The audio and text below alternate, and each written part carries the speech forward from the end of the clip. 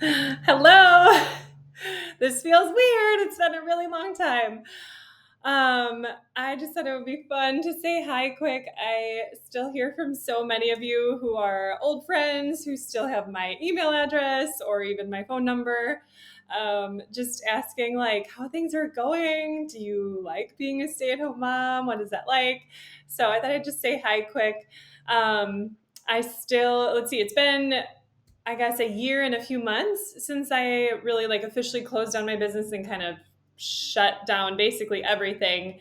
Um, but I did tell all my past clients at that time, like, if you ever want a session, just reach out and I will tell you if I don't want to work with you, like if I don't have the capacity, or if that's just like not a priority. But I've had a number of clients who have reached out. So it's been fun to have sessions here and there with some clients, sometimes like one off sessions, sometimes a bunch more, like a succession every couple of weeks or whatever for several months or something like that. So it's been really sweet. Overall, though, I sincerely love being a stay-at-home mom. I really do love it.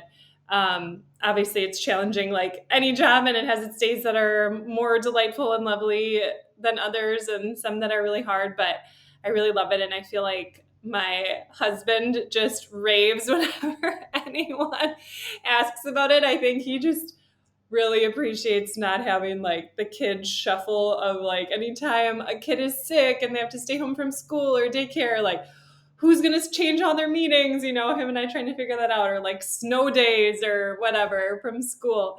So it's definitely been just a sweet season of life with a more kind of like peaceful and predictable pace, which not surprisingly we love.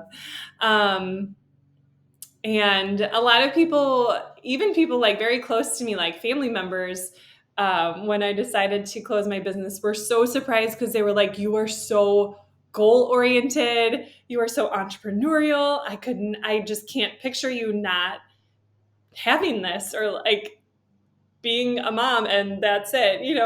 I mean, everyone's been super supportive, but like some people have just been very surprised, which is very understandable. And honestly, like that part of me has not changed at all, but it's been so fun to take kind of all of that creative energy that used to go into my business and instead be able to put it into our family. And not like my family wasn't getting that before, but they weren't getting as much. I didn't have as much time. I didn't have as much creative bandwidth.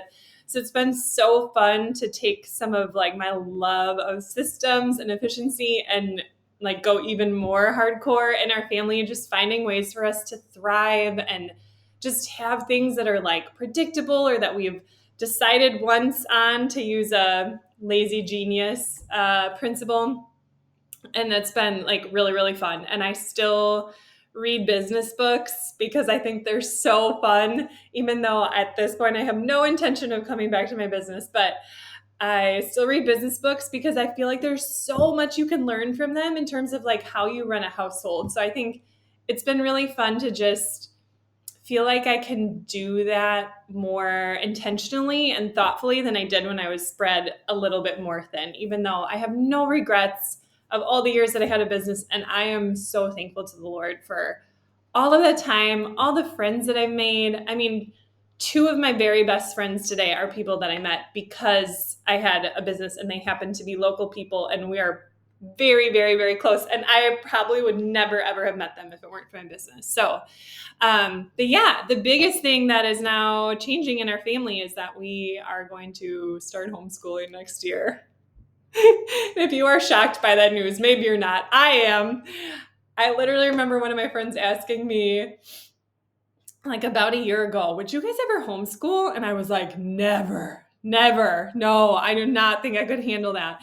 And then I like backtracked and was like, then again, I never, ever, ever thought that I would close my business. So I guess I shouldn't say never. Like, you never know how the Lord might change things. And a few months ago, I don't know, I just started to have this like very, just kind of out of nowhere, I guess, like this just very overwhelming sense of, I feel like deeper thriving is possible for my first grader, Harry. And so it's been like a long journey and process, and we've toured other schools from like conventional Christian schools to like hybrid classical Christian schools where they go to school 3 days and then you do like homeschool 2 days and all sorts of stuff. And obviously like prayed a lot and researched a lot and talked to trusted Christian friends and mentors. And this is what we're going to do. So who knows? My sister was like, if you would have like known a few years ago that you would be a stay-at-home homeschooling mom, like would you even have believed it? And I'm like, no. And I think what's been so crazy about these last couple of years is that I never thought I would be here, but it's so fun to see how much life can change. And it makes me excited and curious to be like, what's ahead? We are not by any means in our family people who like make decisions quickly and like, I don't know, move a lot or like change things up often. That is like not us at all. We're usually pretty like steady Eddie, pretty stable, pretty like committed to things. But that being said, if something changes and you get to a point where you're like, I think the Lord is maybe kind of nudging us or wanting us to maybe explore the possibility of something else, it's good to do that. And the catalyst for closing down my business really was my 3-year-old being diagnosed with type 1 diabetes. Well, he was 1 at the time. Now he's 3. But, and like, I'm so thankful for that. And it's just been really cool to see how like all these things in my life that have seemed like such big problems and have seemed like the end of a dream, whether that was like my own health diagnoses like back in college and how that really kind of like ended my literal lifelong dream to be a teacher. Funny how that's kind of coming full circle, I guess, right? But like how that led me into different things, which led me to my business, and like then like George being diagnosed and how that led me to staying home, which then like that and other things led to us considering homeschooling. So it's just really cool to see. And I'm sure all of you who are older than me are like, yes, duh, this is how the life of a Christian works. Like it does not turn out the way that you thought it would. But I really feel like it just is so much better than I ever thought it would be, even though it looks so different from how I thought it would be. So, yes, we're going into homeschooling with like all the naive excitement of someone pregnant with their first child who's like excited and doesn't know truly what they're getting themselves into. So we would appreciate your prayer.